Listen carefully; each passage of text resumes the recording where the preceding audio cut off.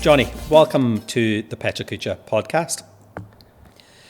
Before we get started, I suppose, into the depth, or the deep questions, should I say, could you just, first of all, introduce yourself and tell us a bit about Jonny before the bits I want to talk about, which is maybe that career in elite sport and where we are today.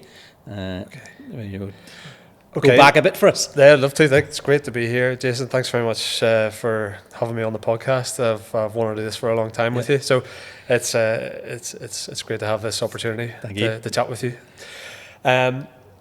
Just thinking, how far back do I go? Well, I might go back all the way to 1988. So I was born in '79, but '88 was a pretty important year because it's when I selected my sport, and I grew up with my father was very much into rugby. He was a rugby coach, and he was in fact the last amateur coach of Ulster before the game turned professional. But yes, I grew up on the side of a rugby pitch with a ball in my hand, always spinning it, and I wanted to be the place kicker. So that's all I did when I up until I was about 8 or 9 years old, when the Seoul Olympics was on, and the GB hockey team.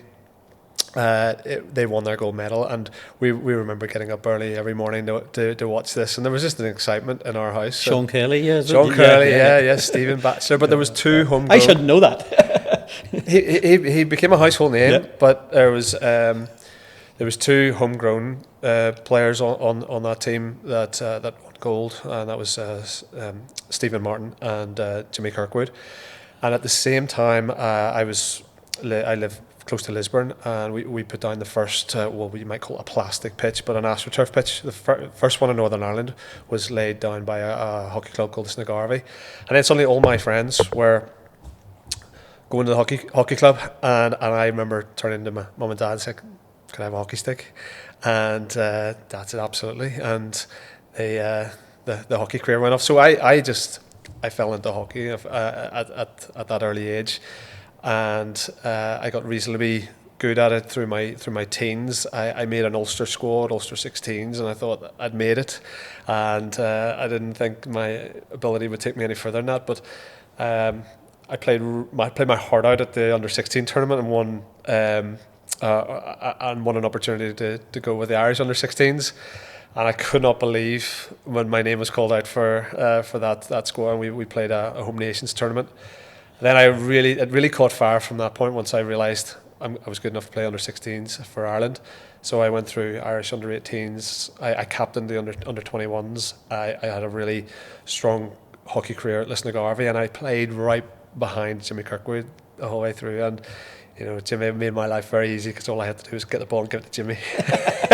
So that was it. So hockey for me up until I suppose the age of 30 was absolutely my life. Sport was my life. I selected to do sports science as a degree. I went to Loughborough and on a scholarship, but I really didn't enjoy myself. I wasn't ready to leave home, so I had a very turbulent year in Loughborough and managed to get a transfer into University of Ulster into second year. So I completed year 1 in Loughborough, year 2 and 3 at University of Ulster.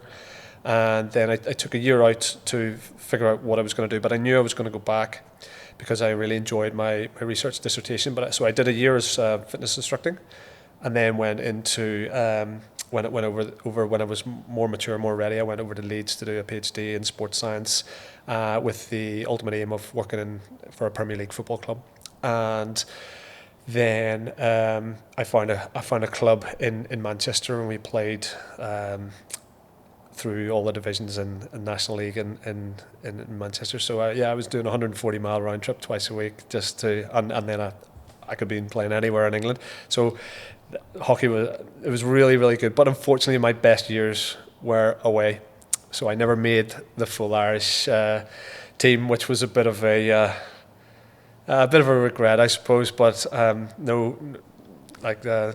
it's a bit of a shame. But I absolutely adored my hockey career and playing with all the people I played with. It's very interesting that I had Matt Clogherty, who disabled athlete, and one of the things he was talking about was that he's got himself to this mindset now of as long as I have played to my ability and done what I wanted to do, I've now accepted that if I get beat, I know, and what he talks about is how much work he has to put in to get what he wants to achieve. And he says, like, I know they've either put the same amount of work in or a bit more than me, and I just accept that now.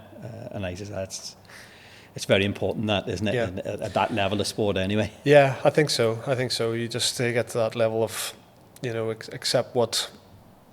Embrace what you've done and be happy, be proud. I mean, I look back at my hockey career. I've almost been out of the game as long as I was in it. I'm getting old, but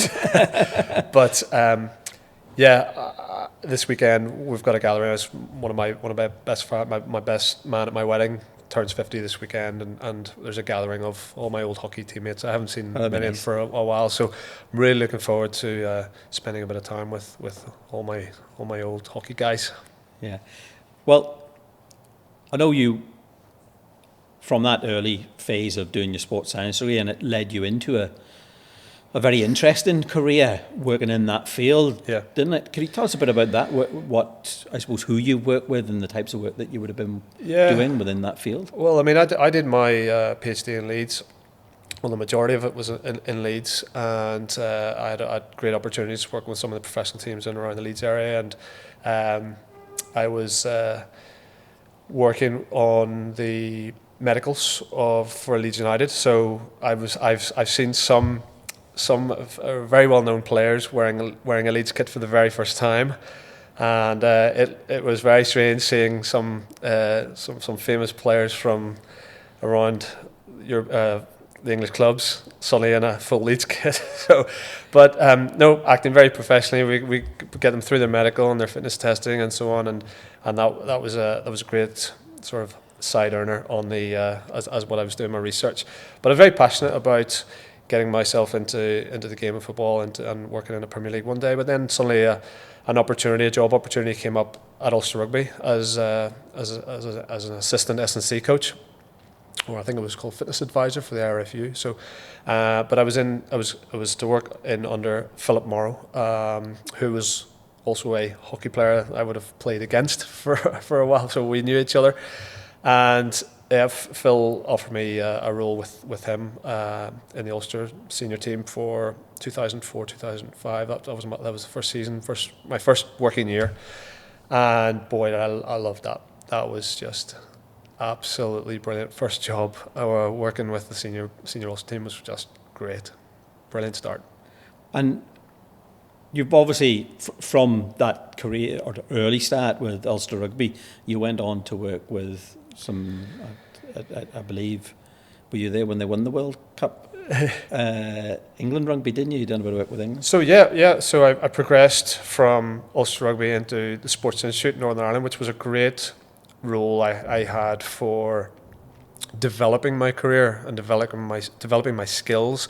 So I counted up 14 different sports over the years. So Olympic sports, Commonwealth Games.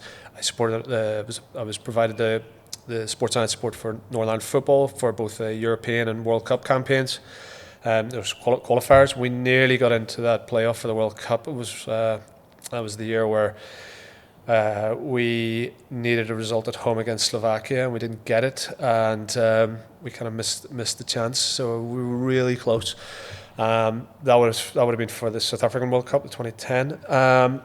But yeah, other sports like bowls. Your sport? Yes, my sport. Sailing, judo. I mean, it gave me the opportunity to learn how to communicate and sort of adapt to different cultures and understand where people are with change, with the process of change and embracing new things. So very much a learning ground. And then I was provided an opportunity just before the Beijing Olympics to work on a practitioner development program. So I was in with other English, Scottish and Welsh practitioners on the institute, so things like physios, nutritionists, S&C coaches, sports science physiologists like myself, and we had a great opportunity there, and I was spotted by somebody, and my name was passed on, and suddenly the head of sports science at the RFU was in touch and said, would like you to come over and help us with our testing camp in August. So this is like unbelievable opportunity. So I went over to Twickenham and I worked my absolute heart out. And I could have said something off, but I say I worked my heart out. But yeah, and all the famous players of that time, many of which had been through the 2003 World Cup, and there was me leading the testing, fitness testing for that squad. Off the back of that, so it was Martin Johnson's era. I was offered a position, so I took that position up. A few months after, I remember attending the November test series, and was like an observer on the sideline and behind the scenes, and I thought this was a thank you for the work I did for them in August. But no, it was actually an invite. It's like, we'd like you to become our first sports scientist for the senior squad. So I took up that role pretty much first of January 2010, I think it was. And it was a funny time because I literally went on a blind date with what was to become my wife 2 days before Christmas. I played my last ever hockey game that Boxing Day, and then took up my role in England Rugby 1st January. Was getting ready for Six Nations 2010. So yeah, doors open, doors close. Yeah, really, and no turning back. It was a pretty significant period, that sort of Christmas 2010 for me, or Christmas 2009, and the start of 2010. You've obviously come through that career working in elite sport, and now find yourself working with C-suite executives. Can you sort of talk me through that transition, getting up to there, and what that work involves as well? Certainly. So, as I've explained, I was working my dream job. Really pinnacle, working within international rugby. However, it was costly because I think in 2011 I was away, suitcases packed 35 weeks out of 52. So it was very demanding in terms of a home life and a future for bringing children into the world and so on. So I struggled with the thought of continuing down this career line and what implications that might have. So I started thinking this maybe isn't a sustainable career for me. So I had an opportunity to come out of England. Another phone call out the blue was from Darren Clark, and Darren had just won the Open, and he said, "Would you be willing to work with me?" So I thought, well, at least that brings me back to Northern Ireland, and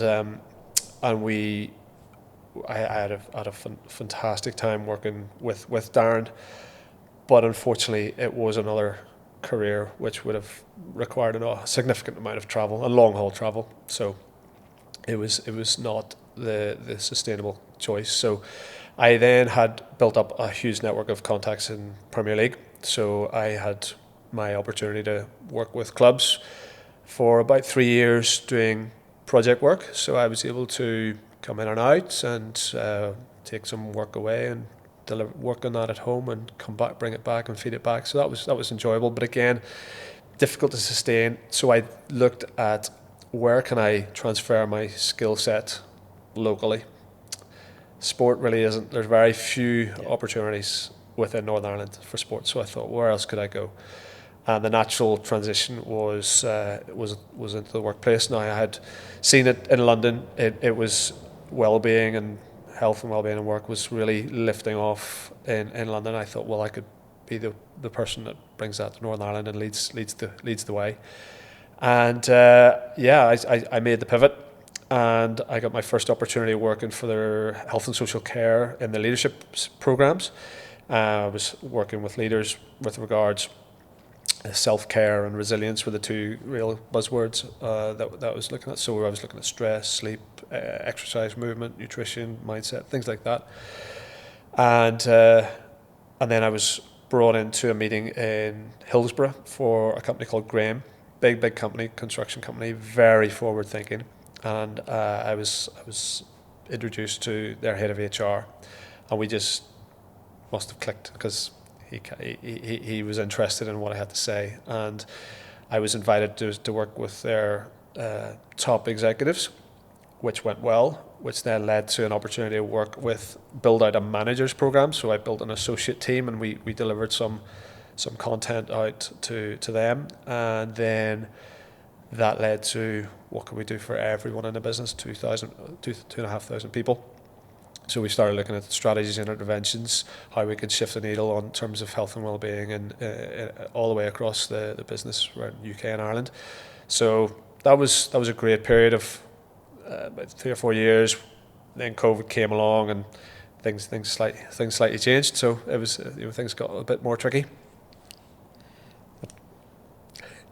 During that, I just want to pick up on something you mentioned, sleep, and I actually have it down here because I know that's a very interesting area that you work in, and there's like the neuroscientist Matthew Walk.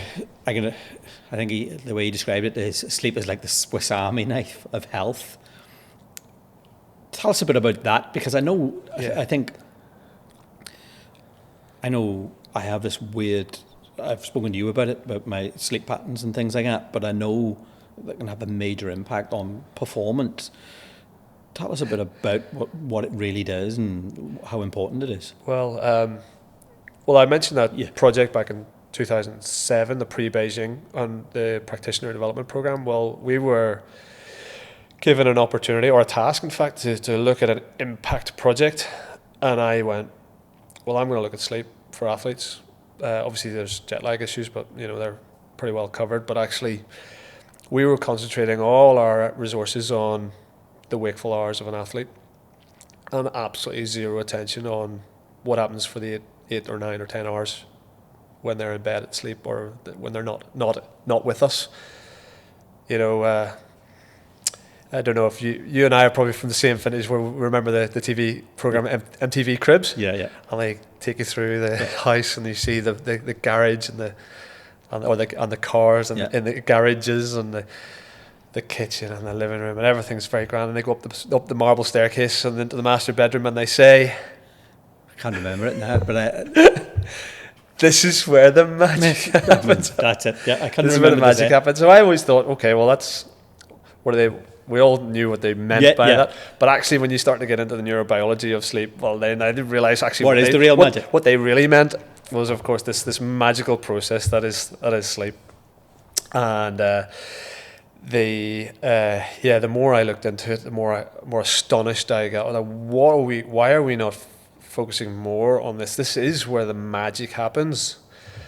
So all the hard work we do in the gym, or in learning our sport, or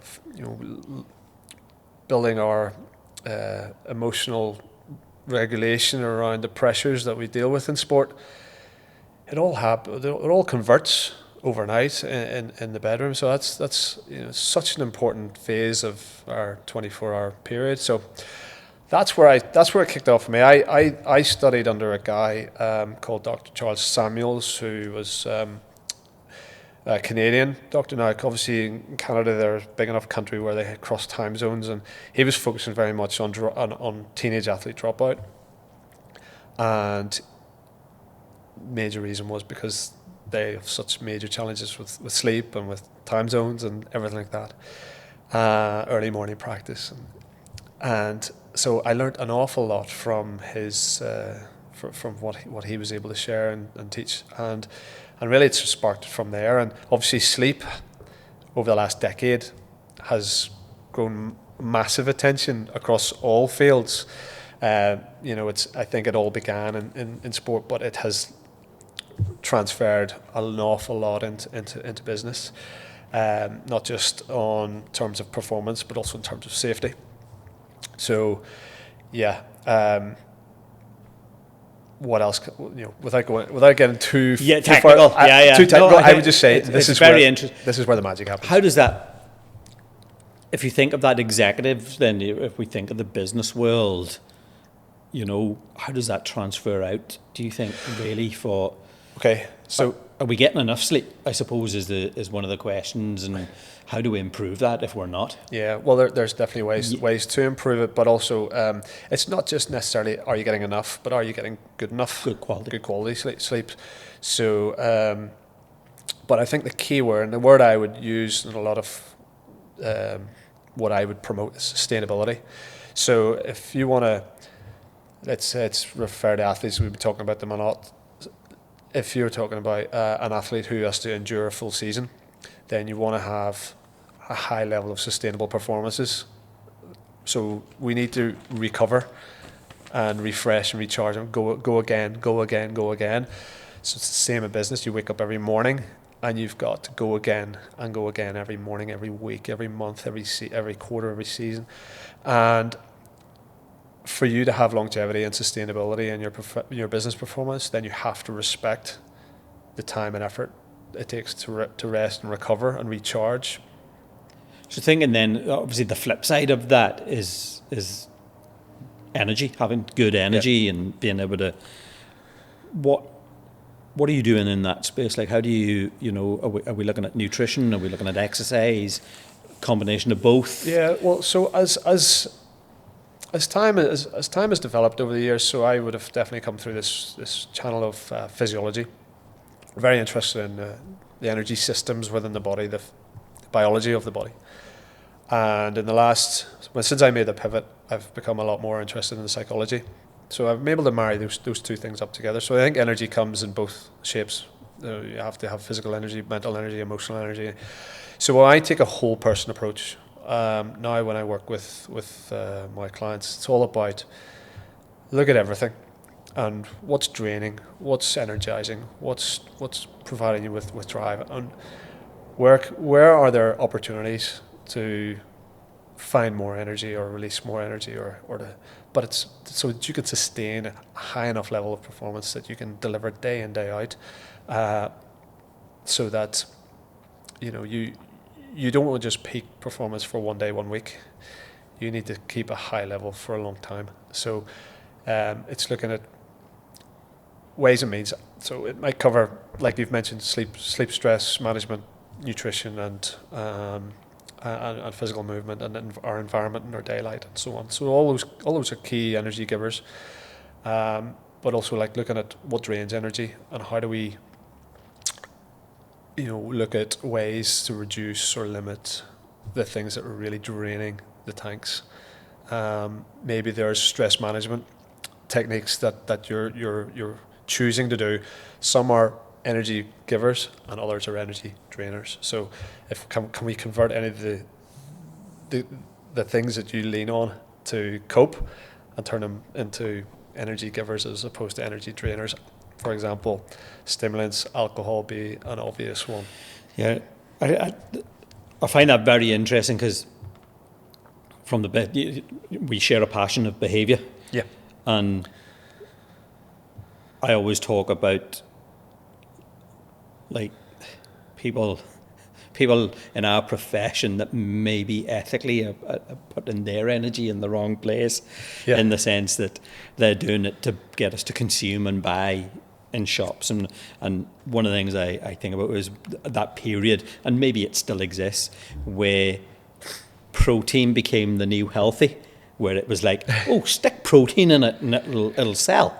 You know what I mean? So we stick protein in a Mars bar. And I can remember I had two gentlemen over, James Morton and Graham Close. Yeah, of course, great guys. Yeah. They came over and done a talk for me out in Lisbon.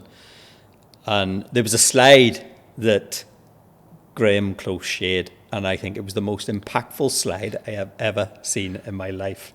And what he'd done was, I had a mixture of fitness professionals, fitness and sport, strength and conditioning physios in the room.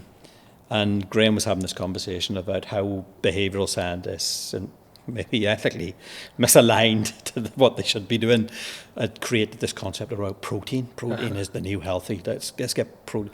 And what he done was he had 20 grams of protein on a picture. And he says, like, what do I have up in there? And he says, everybody's going, protein, 20 grams, healthy, isn't it? 20 grams of protein, it's good for you, isn't it? And everyone goes, yeah, great. And his next slide, he clicks on, is a lump of dog shit. Right. He just literally, then he clicks it again, and the 20 grams of protein gets sprinkled onto the lump of dog shit. Right, I see where this is going. And he goes, right, I've just added 20 grams of protein to a lump of dog shit. What do I have? He's going, a lump of dog shit. Right. He then put up a packet of crisps and a Mars bar, and he says, I've just sprinkled 20 grams of protein onto a Mars bar, into a packet of crisps. What do I have? Yeah. Is it healthy now? Yeah. I still have a packet of crisps and I still have a Mars bar. Yeah. And like these protein milks, and they don't tell you how much sugar they put in it to counteract the taste and things like that. Yeah. And you go like, this is mad. And it reminds me of I actually wrote it down somewhere because I love this. Daniel Kyneham, the psychologist Daniel Kyneham, and he this is one of his out of his book, and he talks a reliable way to make people believe in falsehoods is frequent repetition, because familiarity is not easy to distinguish from the truth. And he says literally what he's describing is these concept of behaviours where misaligned professions telling you that protein milk's healthy, protein crisps are healthy. Oh, yeah. If we keep saying it enough, loud enough, and put it on the TV, it becomes the truth. Yes. And we fell down that, didn't we? Because people were running around doing exercise, and their diet, they were trying to outrun their diet, which had become poor, which they thought was healthy. Yeah.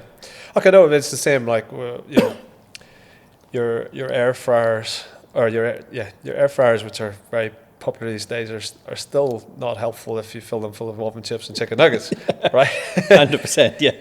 So really, what you put in them, and I have a rubbish in, rubbish out. Yeah. You like you say, the air fryer is that concept of we've made making things easy, but have we made making junk food easier? Yeah. And things like that in those conversations. And I think you put me onto the book, Chris Van Tulken, and I love it, and don't thank you for it either, because look, I think there's a big change needed in British society, or our world society, Western world particularly, where we really have to start fighting fake food. Yeah. And I know this is starting to be done. I know Chris is part of that campaign, but I kind of look at way smoking used to be 60, 70 years ago. Everyone was doing it.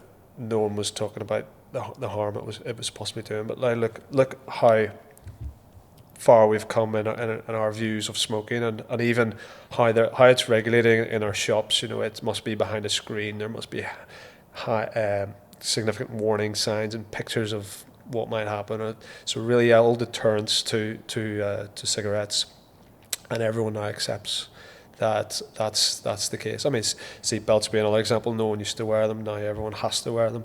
So I think we need government to really act to step in here. But of course, government are under the control of like big food. So money talks, and it's hard to make a change. But unlike seatbelts and smoking, our ability to communicate fast is now so much greater these days. So we have the platforms to really voice the change that's necessary in terms of regulating our food marketing, regulating how our shops sell to us, regulating just exactly how we label foods, how we indicate to people that foods are good or bad, and we need government also to kind of step in and clamp down on some of the Wild West behaviour that we're seeing in food marketing. I know Van Tulken talks about things like the fitness industry tends to put blame and things like that on the person, and it's very easy because I suppose in your environment, if you're working with C-suite professionals, there generally tends to be some disposable income, so they have easy access to the gym, to foods, and that we would deem that are actually healthy, not the ones that we think are healthy. Yes. But I know when I read stuff around like Susan Mitchie, Robert West, Daniel Kahn, when they talk around that this is a broader behavioural problem, because we keep talking about, we can change the labels, we can do all that, but if the environments in some of the most socially deprived areas don't facilitate the purchase of those. So if I come out of my house today and the first 4 options for me within a half-mile radius is pound shops selling 2-for-1 bars of chocolate, selling ultra-processed foods, then we're never going to solve the broader problem in society. No, unfortunately not. So, we live in what are called food deserts, where you're mentioning there C-suite people who are highly educated, disposable income. They're also time poor and they travel lots. And they find themselves surrounded by environments whereby they really have poor choices everywhere, and they're almost making the best poor choice. Well, I have a personal, I think I've shared this before, that I was at my heaviest when I worked in sport. Right. Because I travelled. Yeah. I would back for the water. Me too. Yeah. And what I noticed was that I didn't think my diet was poor because I was buying sandwiches, but it was ultra-processed foods, sandwiches, and you always got a free packet of crisps, you know what I mean, or so-called. It was meal deals out of restaurants, or you were maybe getting a meal in an airport, and there wasn't that many. Then there wasn't that many options. It was a burger and chips and stuff like that. Yeah. And you were doing an awful lot of that. Yeah. And I found that very contrasting, that I'm working in an environment, but because I was time poor, that I just had this awful habit of just eating what was in front of me. And the other thing is you're highly stressed and fatigued, so your ability to make better decisions is impaired. Yeah. I know something that I found when I transitioned away from that sort of sporting world into what I would call the education, both education and the business world. There was something interesting. I noticed that when I worked in sport, that athletes really do seek out feedback, like really, really go looking for it. And it was something that stuck me, because when I think of behaviours, it's the first thing I try and teach when I go into an environment. Because when you go into an education and business, they run away from it. Like I noticed that they would, if I'm having a one-to-one, they get nervous, they get anxious, and all that sort of thing. That it was a polar opposite to what I noticed in the sporting world, where you're trying to find video clips, you're trying to find information on improving my performance. And I now think I'm getting to the point where, I love the work by Amy Edmondson around psychological safety, and understand the difference is the environment. Yeah. Oh, yeah, I mean, absolutely. Your environment, it's one of the things, one of the early things I do whenever I work with clients. The first one I look is time. So how are you, if you want to change, you gotta make time to change. And I time audit, time review, time management. That's the first thing we deal with them. The second one is what's in your environment, what can be changed.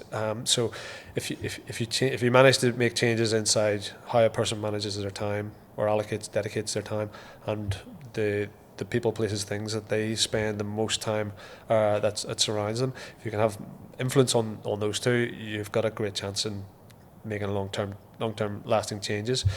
Interesting thing about education, obviously with the people I work with, I come from my background sort of leans itself on, I'm data driven, evidence based. So we make decisions based on evidence, and we're looking for clues. They may be objective, they may also be subjective. How did you feel? How do you think that went? But everything's like going forward always starts with looking back and what made a difference there. So just like working within professional sports, you're looking at what's making us better, what's helping us progress, what are we learning here along our journey, and what do we need to do more of, what do we need to do less of, what do we stop, start and keep doing.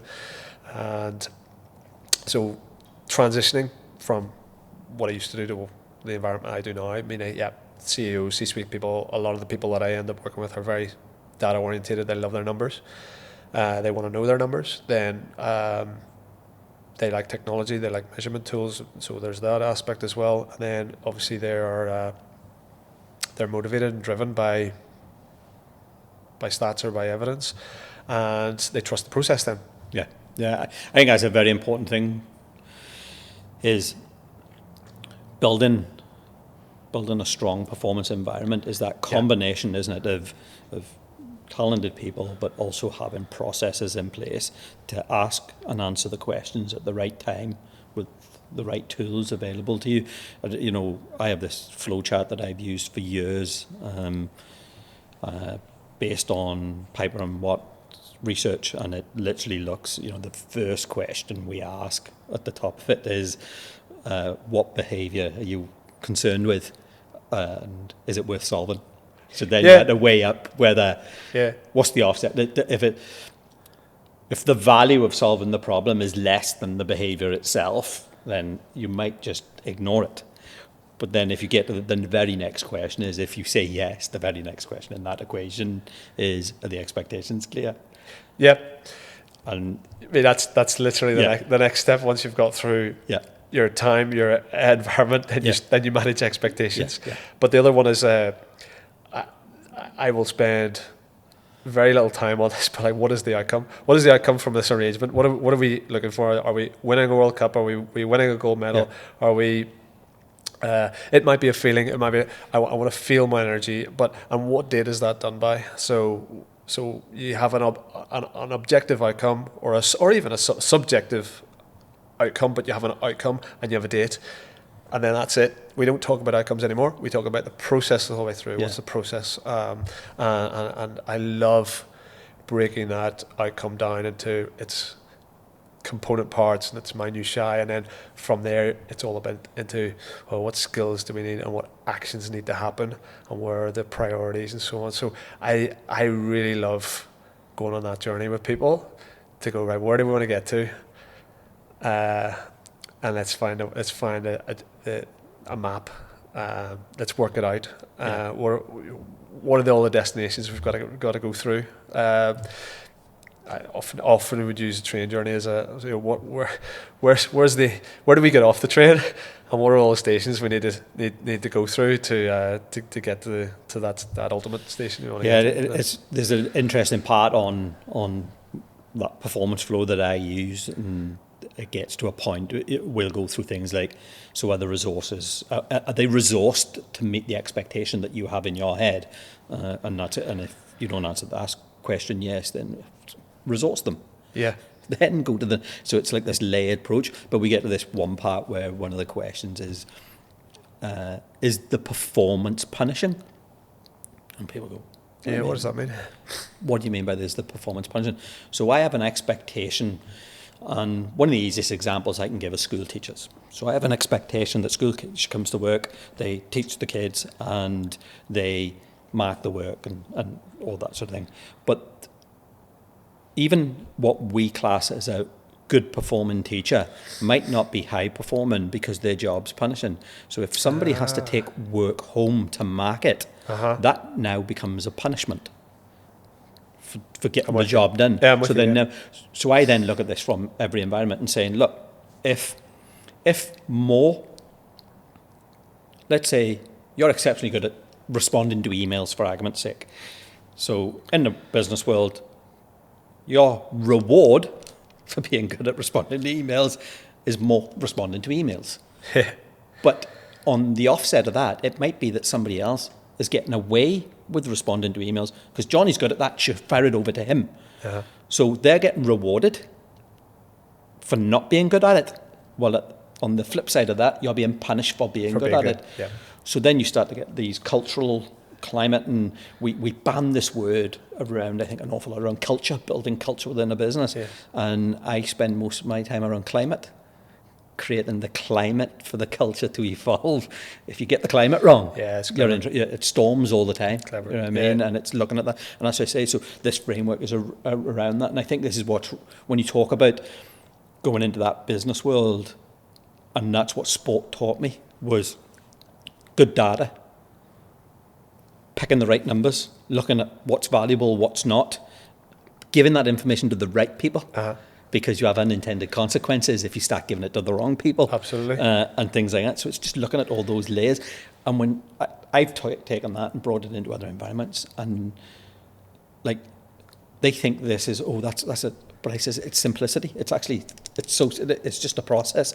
And I say now, if you build a framework, the process always stays the same, doesn't it? And I would say, I bet you go into every environment with your CEOs, and it's the same framework that you're using. There's going to be subtle and nuances based on individual people, but you're applying the same thing over and over, isn't it? Yeah, and human beings are human beings. They all have a fairly similar destination point that they want to get to. You know, and like I mentioned there, it's a feeling. It's like, I want to feel like I've achieved something, or I feel like I've got more energy to do something, or I want to feel like I can leave this in good shape so I can move away from, I can exit, or I can move on to the next chapter in my life, and so on. So yeah, so quite often that journey, that destination point is similar. The journeys are all that's different. I think that's a very important point that you raised there around the emotional side and the people side of it, because we're evidence-based. I know we're both evidence-based practitioners, but like you say, there's a point where you have to stitch that to the subjective. And I think the Ryder Cup at the weekend was the perfect example, because the truth behind the scenes was that the European Ryder Cup had Molinari working as a performance analyst who had all the data you could ever dream of. He had tactically worked out the whole thing. Day 1, day 2, it worked 100%. Day 3, it broke down because the emotion, once they lost momentum, emotion started to kick in, all those other things started to kick in, and they were the things you can't factor into data. That's right. Yeah. And I think when you get into certain environments, is sometimes taking a step back and say, well, the data's telling me this, we're doing this, we've followed the process, but we're still not getting outcomes. And it's sometimes then to have those conversations to get to the emotions, isn't it? The psychological side of it. I think so. One of my favourite questions over the last couple of years, and I reflect back to my pivot as well, was like, what's the cost in this? So whenever someone's maybe asking me what we're looking at it, well, what's the outcome? Quite often I'll say, okay, so what's the cost in achieving that for you? Because I'm thinking of when I left my dream job, left that career behind. There was too high a cost for me in my perception. So I felt that continuing working in that field was too high a cost for me for the way I wanted to raise my family. So I made the choice that I had to change. But I love asking them that cost, and I think it kind of takes you through those layers of high performance. So there's always a cost to high performance. There's always a cost. You've got to sacrifice. You've got to do something. There's even higher costs to go to elite performance. So now you're talking about, right, we're in a select few. So for example, high performance could be you're a professional rugby player. Elite performance is you're an international rugby player. And then we start to get into, from elite performance, you go into world class. And world class, now you're into select few people in the world who are as good as you, or talented as you, or have the same sort of abilities or aspirations or outputs as you. So maybe in a rugby term, that in the British Isles and Ireland, that might be you're a lion. You've made it to a select few, and Lions Tour was recent, and that's all we hear is the legendary status, the privilege, the honour, the how many are considered, few are chosen, I think is a line Jim Telfer says, and then from being world class, there's one more level, and that's GOAT. That's be greatest of all time. So you think about the layers of cost that it must take to get not just the high performance levels, but the elite, then the world class, and then the GOAT status, greatest of all time. There's a huge cost in being a very, very high performer. So I love asking that question. It's like, are you ready? Are you up for that sacrifice? Is that sacrifice worth it to you for that outcome? And I always want to clarify and make sure people are. It's a common theme. I'd said it to Mark earlier, was around, everybody wants the view from the top of that mountain. Not everybody wants to climb it. Yeah. And, that's it. And I think that's the important thing to remember, is that there's so many people. I've written about this before. I go into so many environments and you'll hear conversations, and everybody wants either their team or their business doing X, Y, or Z. But when you actually tell them how to get there, they don't want to do that. That's too much hard work. We'll just stick to what we're doing. Yeah. It's like when I remember having a conversation with somebody around experimenting, and I says I like to experiment. So if we're trying to do something, we'll maybe take a small sample size and see which one works best. So let's say we were, example about a marketing campaign, you have 100 grand to spend on a marketing campaign. Well, my advice to you would be take 10 grand of that and do 6 mini experiments. And your response to me is, more than likely, you've just lost me 10 grand. My response to you is, I just saved you 90. Exactly. Right? Because if you've got that wrong from the outset, your 100 grand's down the tubes. But if we do 6 mini experiments, we might find one where we invest our money, and that goes. Everything should be an experiment. You go into a business environment, and you want to implement new things. Is there a way of experiment? Is there a way to do some testing to see if you've 2 teams split across 2 different rooms, do one thing in one team and one thing in the other, and see what gets you the best outcomes, and then apply it across the board. This is marketing's been doing this to us for years. Absolutely, yeah. We can learn from that. Yeah. And it's trying to get to those days. But people don't want to experiment. What they want is the outcome of the experiment. They don't want to experiment. Yes, they don't. They don't want to look at the cost. And as I say, feeling fast, feeling cheaply can help really accelerate. There's actually a phrase I'd heard before, but I think I saw it posted. Phil Graham might have mentioned it in social media this week. Is the Henry Ford saying? Have you heard that one about the machine? If you know you need to buy a machine, go on. So it's like Henry Ford says: if you've identified you need to buy a machine to do your job, and you don't buy it, it's going to cost you anyway. Right. You know what I mean? So if you identify that you need to do something, and you don't invest in it, it's going to cost you. So whether you invest in it and get the benefit out of it, or whether you don't invest it and take the financial consequences of it, it's costing you. So it's trying to work out that way of implementing the thing that works rather than letting it cost you in the other ways. I like that idea. It will cost you. Yeah, no, I love that. I love that. Asking that question. Obviously, the next follow-up question I would have is like, what about your health and your wellness? Because you don't want this to be have an ultimate cost. You know, you don't want this to be so demanding on you that you have a physical or medical cost or issue or implication that could be severe.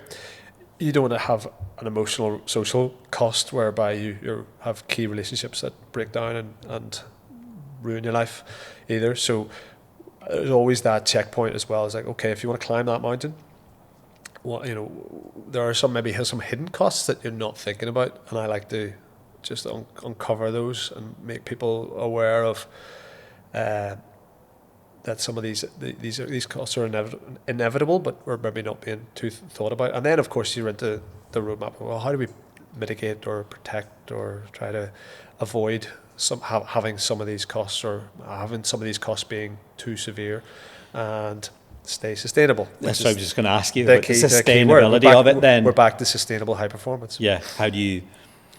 Because when we think of, I've used this a couple of times around diet. When we think of the word diet, we think of an end date. We think, whereas we shouldn't be talking in those terms, because just by its term that we've become, things like Weight Watchers have put this term on it, diet.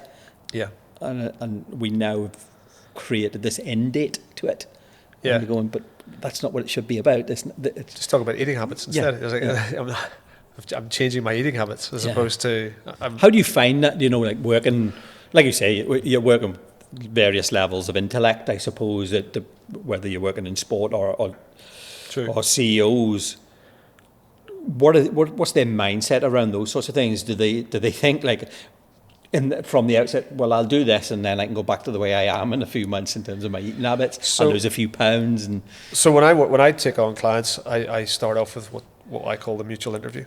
Yeah. So if I feel a sense of somebody's in for a quick fix or a short-term hit, I pass them on. Yeah, because I'm not really interested. I'm interested in making long-term changes that are that could be and hopefully will be life-lasting. Extending the quality of people's lives for longer is what I'm all about. Is what my TEDx was all about, Jason. You know, it was all about having a higher quality of life for having more quality years for longer. And so when I take on somebody to work with and transform and change their lives, this journey, this train station journey is not a short journey.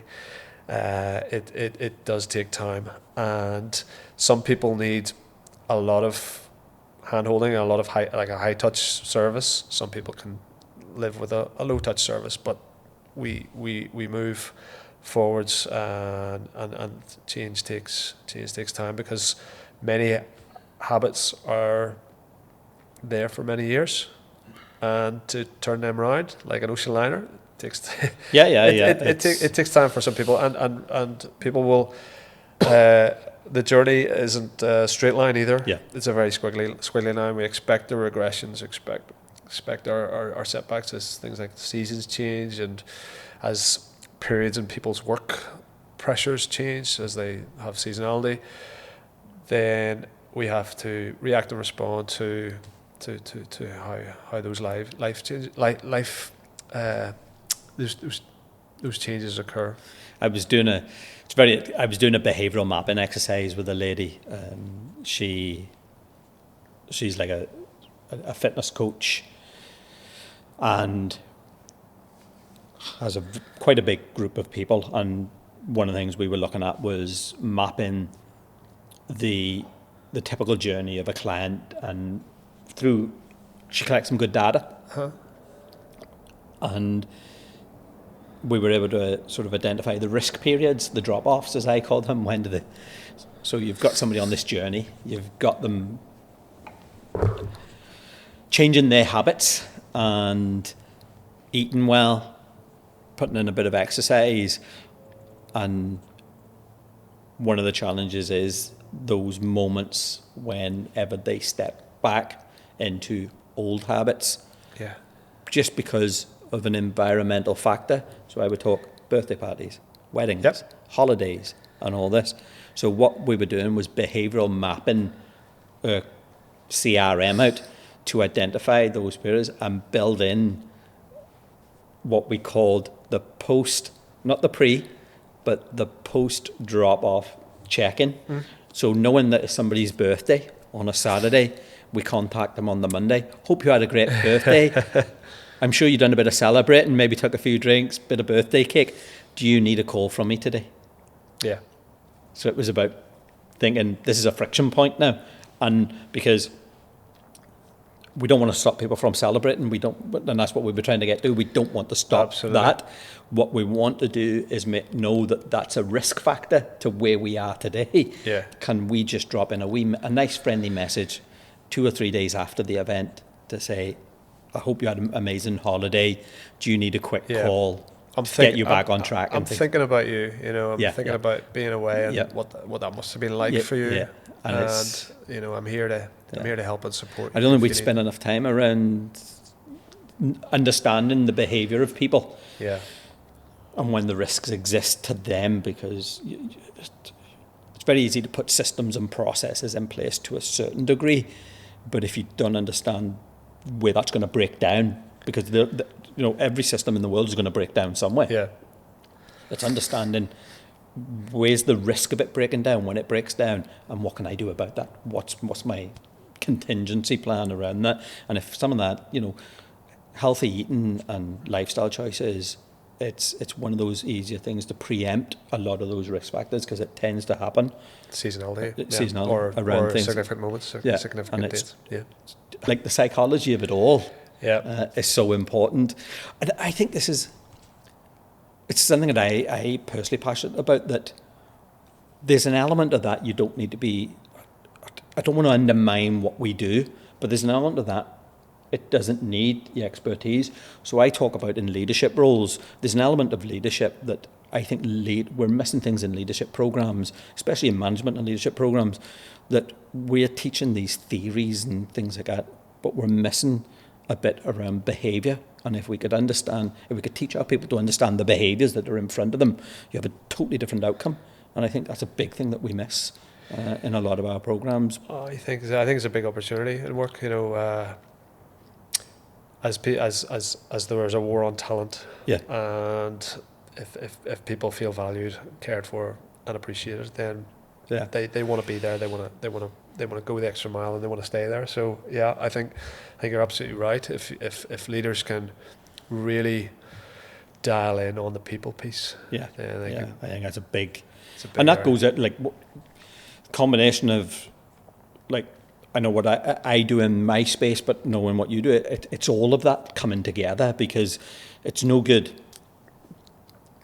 me coming in and doing something with the leadership team, but then it doesn't have that side bit of having healthy people that are getting their sleep, people that can perform at that level. It's a totally different thing. I can look at the behaviours, show them how to understand and learn from behaviours.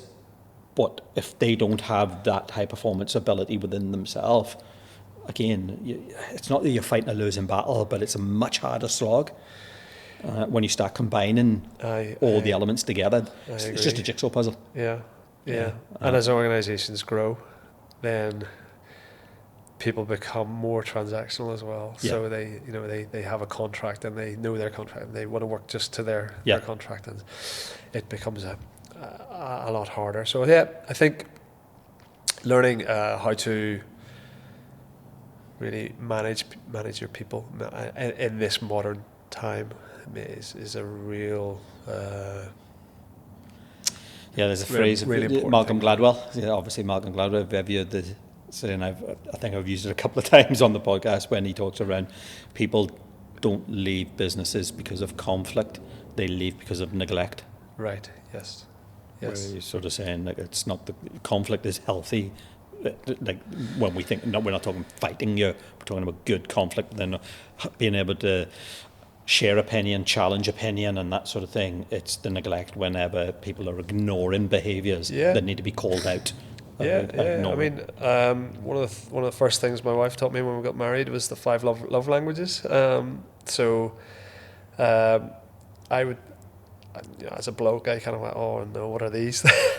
But I embraced it and actually have found it incredibly valuable to our marriage. So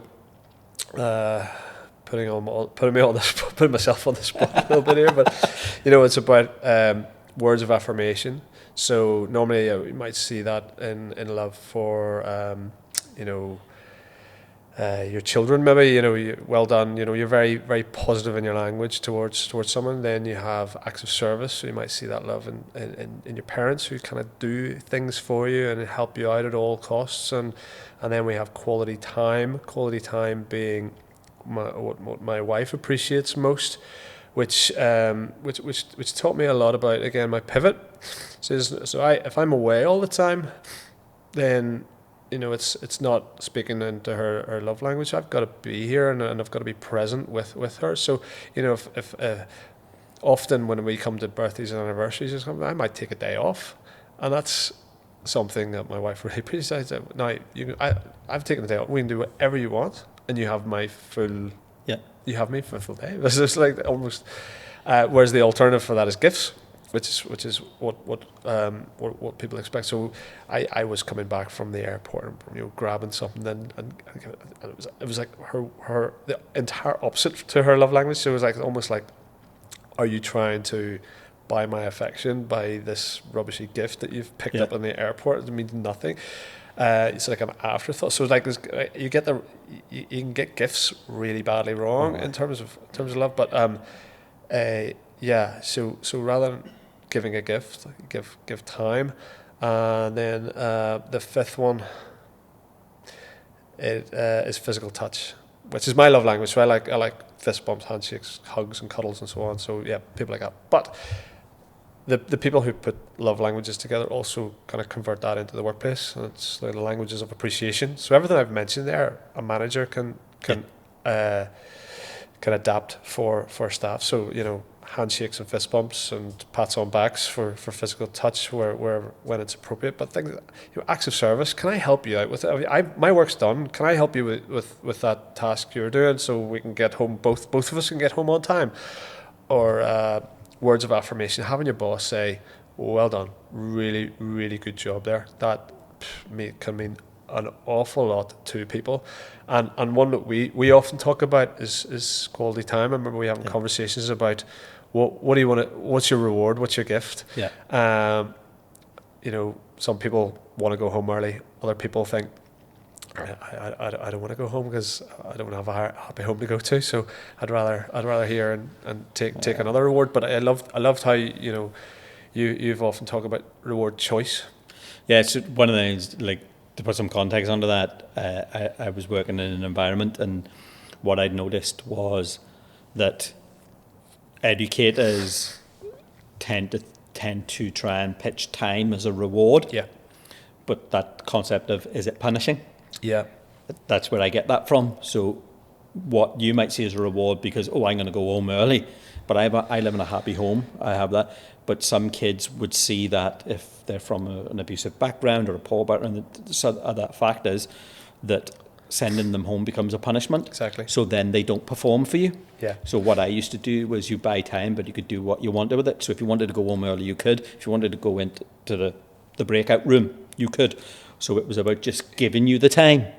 But you made the choice about it. Do you know what that's all about? That's all about you and people and understanding your people and knowing how to reward through different channels.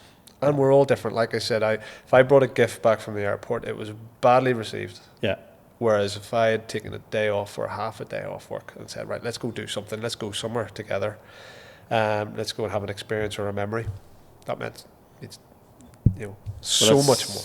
100%, because it's me with my, I still take my 22-year-old and my 30-year-old daughter with their families on holiday with me. Yeah. Because time is so valuable to me, the only thing they're going to have when I'm gone is the memories. So you make them. You're going to make them with time. Have them. Yeah, you have to have the time to make them. Absolutely. It's there's love in personal life and appreciation in your workplace life, and if you balancing that out, isn't it? If you're interested in this, listening, and let you have a Google of the 5 languages of love or the 5 languages of appreciation for the workplace. Well worth having a look at. Jonny, we're going to close out with a wee question. It's a question that I have. It was based on Emily. You obviously know Emily Bond. Emily was our first guest on this series of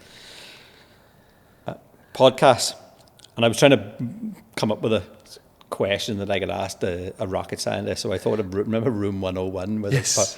So what my question is, if you could fire anything into space, it's never coming back.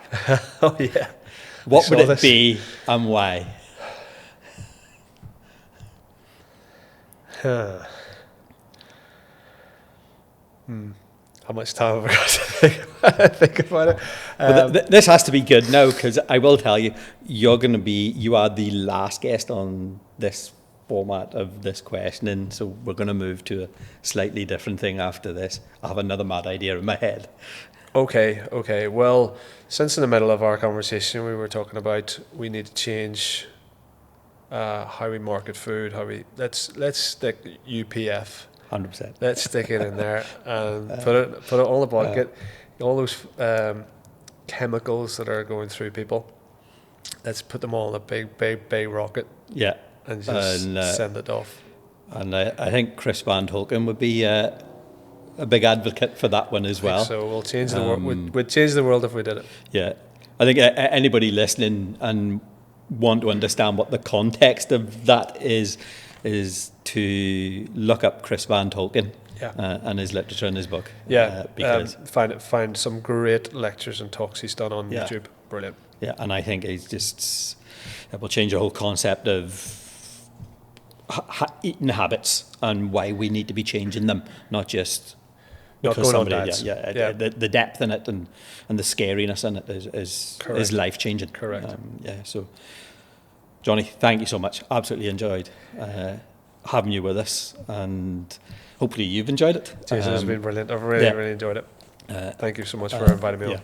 And good luck with all the work, mate. I know we have a lot of conversations and we track each other's progress, but I just say, keep doing with what you're doing. Thanks. I love having good reason to get out of bed in the morning and good reason to feel satisfied when I go to bed at night. Yeah, I think that's one of the beauties of what I do. I always say to somebody, I'm so fortunate because I enjoy waking up in the mornings because I know what's ahead of me. And that I know. I've had those jobs where that isn't the case, and you sometimes have to work through those to get the ones where you get to this stage in life. Squiggly careers. But it definitely is. But thank you very much, mate. Thank you so much. Yeah.